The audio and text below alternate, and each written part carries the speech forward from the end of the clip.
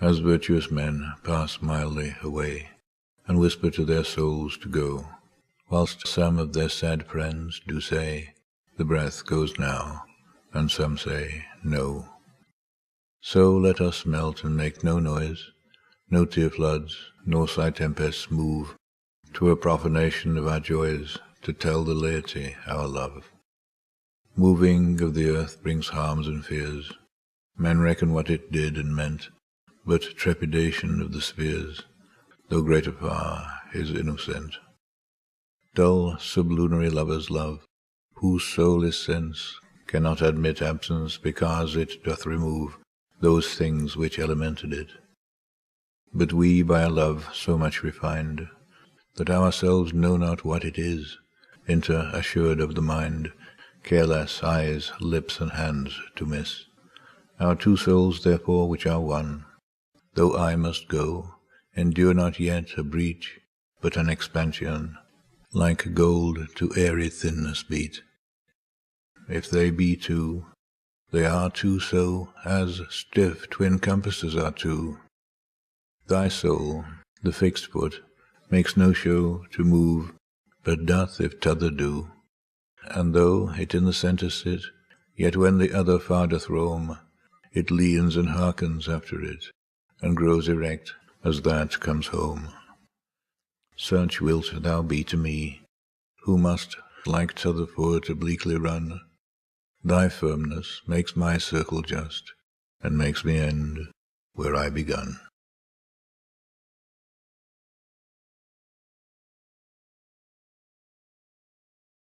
John Donne was born on January 22nd, 1572 in London. He was born into a Catholic family during the time when England was divided over religion and the Catholics were persecuted.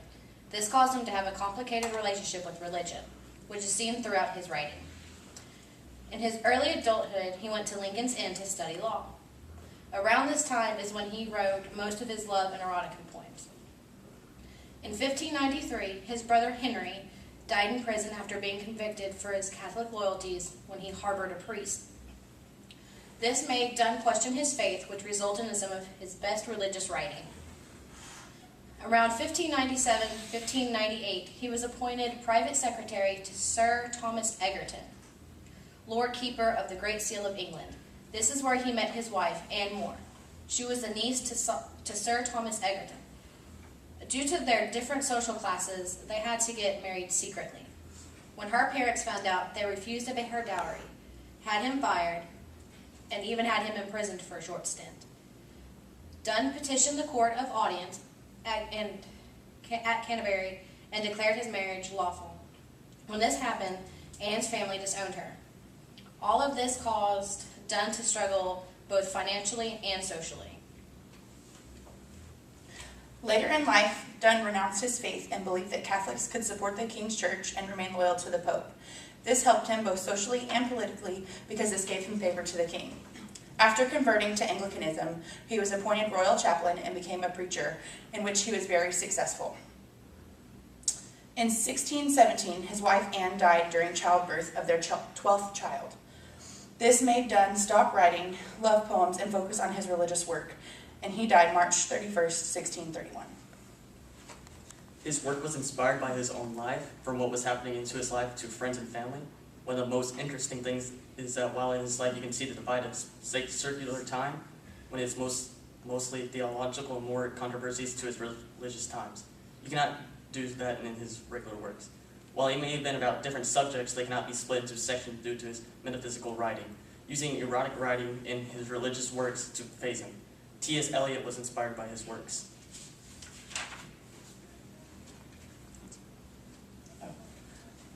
The poem is written in ABAB rhyme scheme and iambic tetrameter. It is a sequence of metaphors and comparisons. The most famous metaphor in this poem is of the compass, which we will explain later. It also contains numerous alliterations, which is a repetition of consonants in two or more neighboring words. Just a few of these examples are the S in while some of their sad friends do say, the I in dull sublunary lovers love, that's an L, and the S in whose soul is sense, and the M in thy firmness makes my circle just, and makes me where I begun. Donne is known as the founder of metaphysical poets. Metaphysical poets use a poetic style in which philosophical and spiritual subjects are often approached with reason through metaphors and usually conclude in a paradox. This is Donne's most famous metaphorical poem. This poem uses metaphors to finish a previous metaphor, and we'll do that throughout the poem. And this poem is aesthetically pleasing because during this time they loved the idea of love in religious writings, which Donne interweaved into a metaphysical way.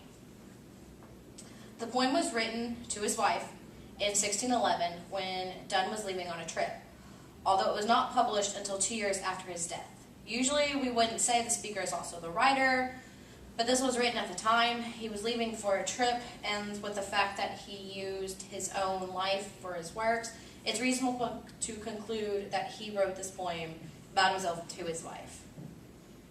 Caroline Levchuk summed Donne's feelings best. She said, "His flesh doesn't burn for his wife.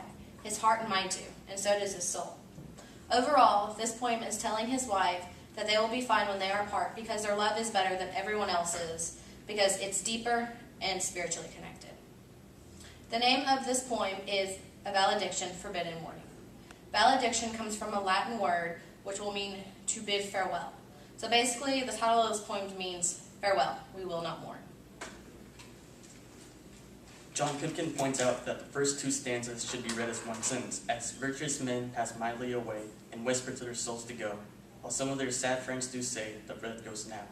And some say no, so let us melt and make no noise. No tear floods nor hot side tempests move toward profanation for Lord joys to tell the lady of our love. In beginning the line, he says, "A virtuous man pass mildly by." This opens with a religious reference. A virtuous man is a good man that pleases God. Donne compares his leaving his wife to a soul departed from its body. This shows both physical and spiritual love.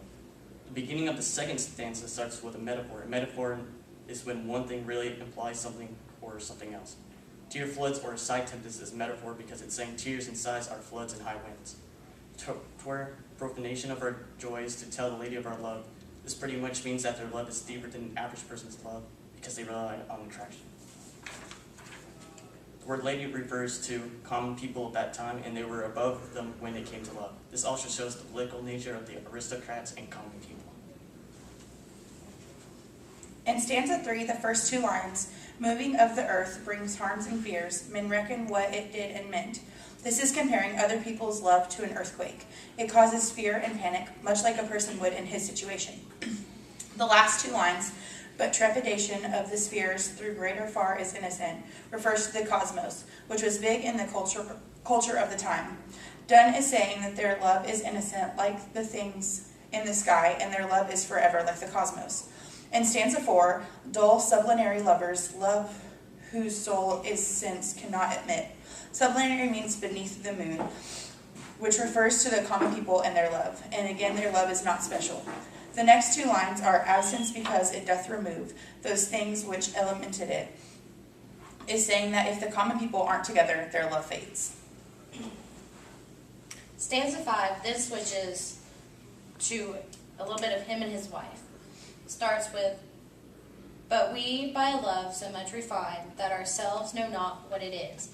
This refers to the metaphor about the cosmos. It tells the reader again that their love is like the stars, which is better than the common people's love. Inner assured of the mind, careless eyes, lips, and hands to miss, simply means that they are connected spiritually, not just physically. Stanza 6 is a combination of two paradoxes. A paradox is a statement that contradicts itself. "Our two souls, therefore, which are one, though I must go, endure not yet." Their souls remain united, even though they aren't physically together. A breach, but an expansion, is the second paradox. How can they breach and expand? The last line of the stanza is, "Like gold to airy thinness beat." First, you must remember that gold is a softer metal that can be molded and not break, unlike other metals. With this, it means that their love will continue to grow and mold while they are gone and sustain the distance. In stanza 7, it contains the best-known metaphor by Donne. It is a comparison of their love to a compass. It says, "If they be two, they are two, so as stiff twin compasses are two." This lets the reader know that they may be two people physically, but spiritually they are one. To start off, the compass is a math compass. It has two ends that combine into one as it moves up.